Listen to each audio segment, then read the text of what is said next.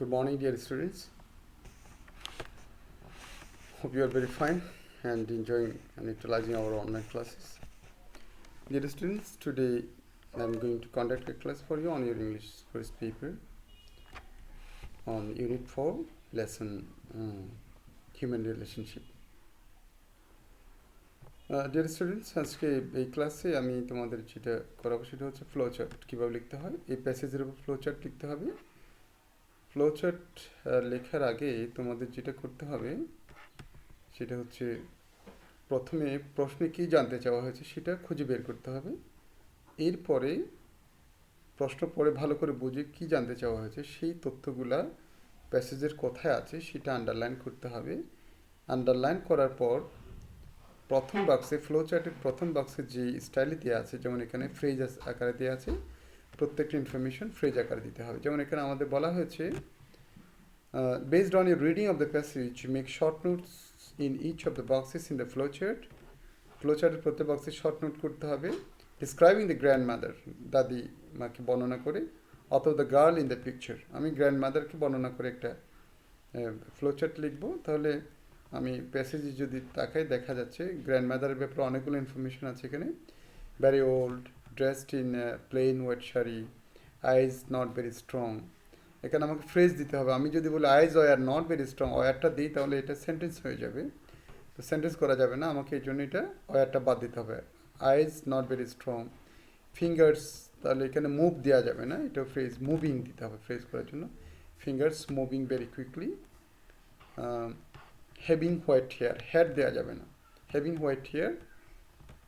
Few wrinkles on her skin. তাহলে এই ইনফরমেশনগুলো পেলাম। এখন যদি আমি বাক্সে বসাই তাহলে দেখা যাবে এখানে কী কী হচ্ছে বাক্সে দেখি। ভেরি ওল্ড, এরকম করে করে প্রত্যেকটা প্রশ্ন ইনফরমেশন আমি এখান থেকে বসে দেবো। Very old, dressed in a plane white sari. তারপর আইজ, 3 নম্বর আইজ নট ভেরি স্ট্রং। 4 নম্বরে ফিঙ্গার্স মুভিং ভেরি কুইকলি ইত্যাদি। এরকম করে করে আমি এটা করে ফেলতে পারবো। এরপরে যেটা করতে হবে, যেমন তোমার মেয়েটার ব্যাপারে গার্লস, যদি আমাকে যদি ফ্লোচার্ট লিখতে বলা হয় তাহলে আমি এখানে মেয়েটার ব্যাপারে ফ্লোচার্ট লিখতে পারি। কী কী দিতে পারি আমরা মেয়েটার ব্যাপারে, যেমন অ্যাবাউট দ্য গার্ল, এখানে অনেকগুলো ইনফরমেশন আছে, অনেক ইনফরমেশন ওই মেয়েটার ব্যাপারে এই প্যাসেজের লাস্টে করে। যেমন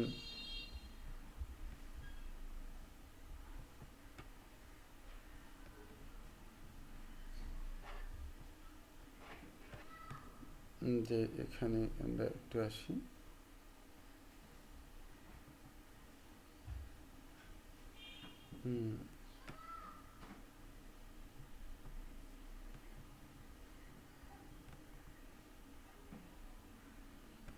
এই যে মেয়েটার ব্যাপারে ইনফরমেশনগুলো বলো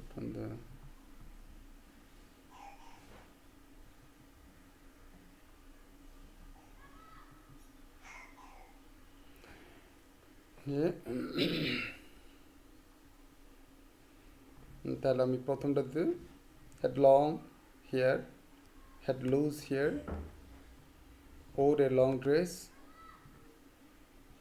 covering her ankles, lot of bangles on hand, appear to be full of movement, stood with legs apart, hand on her lips, had a white almost devilish smile. তো মেয়েটার ব্যাপারে আমরা অনেক ইনফরমেশন পেলাম।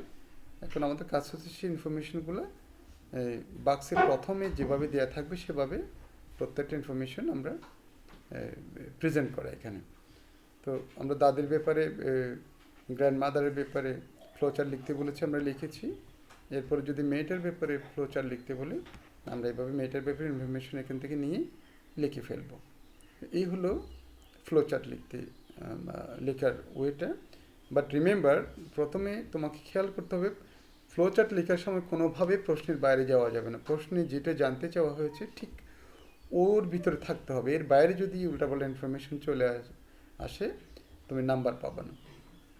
সুতরাং ফ্লোচার্ট যদিও খুব সহজ, 10 নাম্বার এখানে, কিন্তু ভুল হলে 5টা বাক্সে ফ্লোচার্ট থাকে, 6টা বাক্স থাকে, 1 নাম্বার বাক্সে তো দেওয়াই থাকে, 2 নাম্বার বাক্সে থাকে না।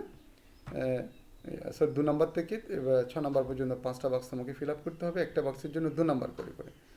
তোমার যদি ভুল হয় তাহলে সেক্ষেত্রে তোমার নাম্বার কাটা যাবে, সো রিমেম্বার দ্যাট প্লিজ।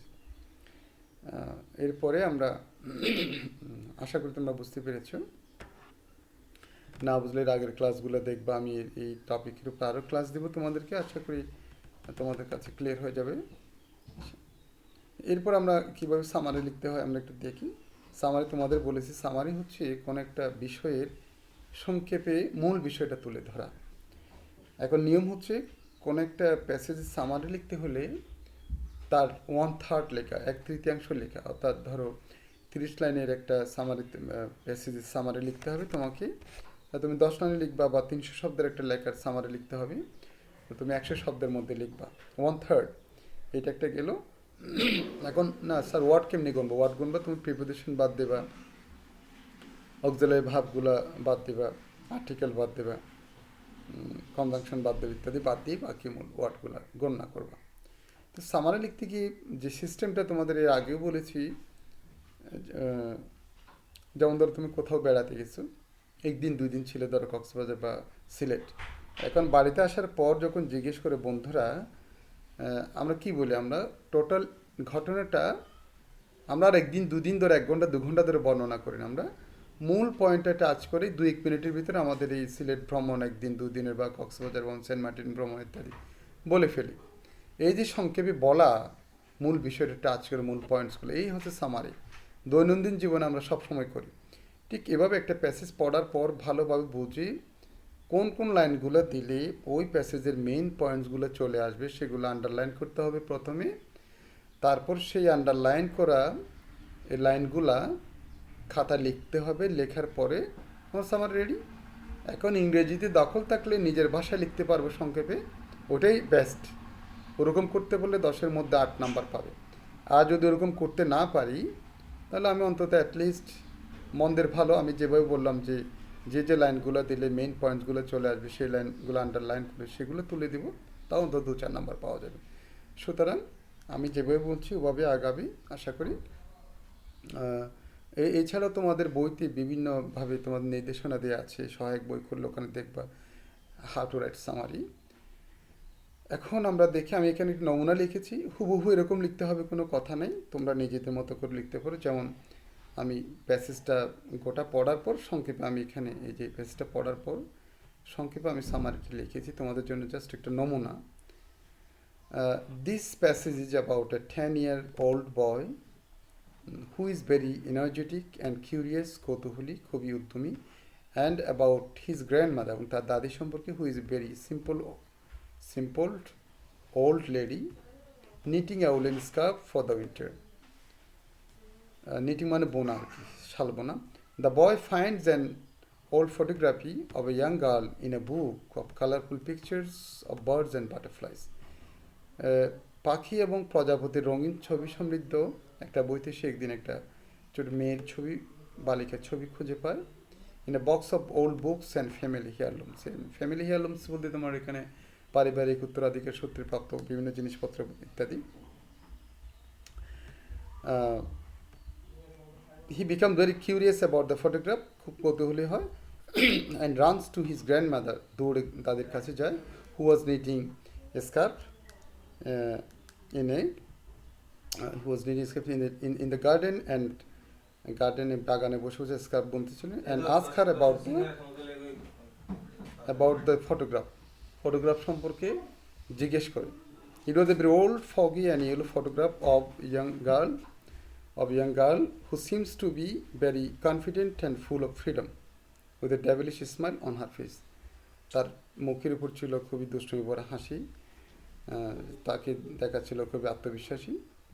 তো এখন দেখো মূল প্যাসেজটা সংক্ষেপে আমি এখানে বলে ফেলেছি, আশা করি তোমরা বুঝতে পেরেছো। এইভাবে তোমরা নিজেরা ট্রাই করে দেখবে। প্রিয় শিক্ষার্থীরা, আশা করি তোমরা বুঝতে পেরেছো। I hope you utilize and make the best use of this class. Dear students, thank you very much for watching this class. Thank you again.